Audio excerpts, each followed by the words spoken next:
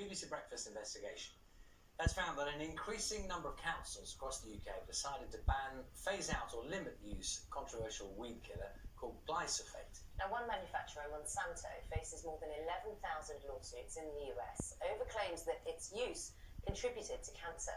The company denies the allegations and says its products have been used safely in more than 160 countries around the world. Jane McCubbin has more. This is the product which is under the spotlight around the world.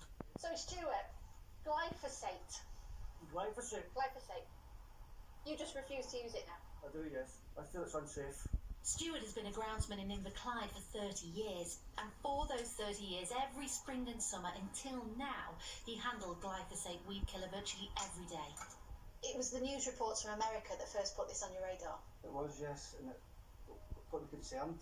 There's about 800 academic studies that says you're wrong. There isn't a risk. But there are also studies out there saying that there is a risk. Used to say smoking was safe. Used to say asbestos was safe. That's not safe, Anna. We all know it's not safe. This is the level of mistrust manufacturers Monsanto face along with owners Bayer. Company accounts show today in the States they're facing over 11,000 lawsuits. But what is the extent of use by local authorities here? BBC Breakfast sent a Freedom of Information Act request to all UK councils to find out.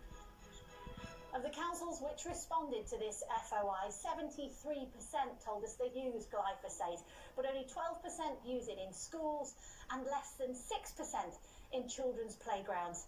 And there were councils who told us they were trying to move away from this product. In fact, over 40 local authorities have told us they have banned, limited or are attempting to phase out the use of glyphosate, including this council in Trafford, today using an alternative. The vote to try and phase this out was unanimous. It was. Why? Why such concern?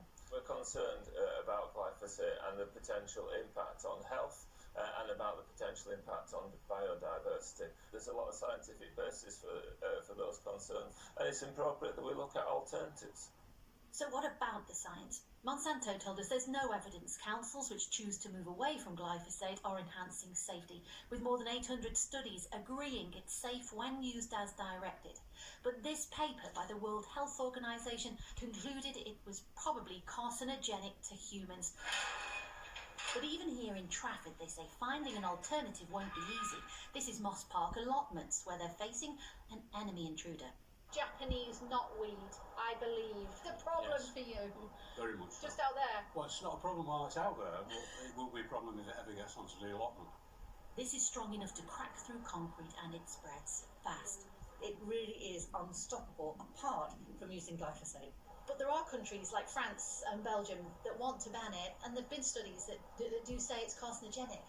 Politicians have to make political decisions. The study, which is quoted very widely, was a hazard assessment, so potentially everything's a hazard. Glyphosate was in the same category as hot drinks and red meat. It's how you use them. Monsanto say the critics are wrong. They remain confident in the science and regulatory record of their products. Confidence not shared by all. Jane McCubbin, BBC News. Time now is 26 minutes past 7. It's time to find out what's happening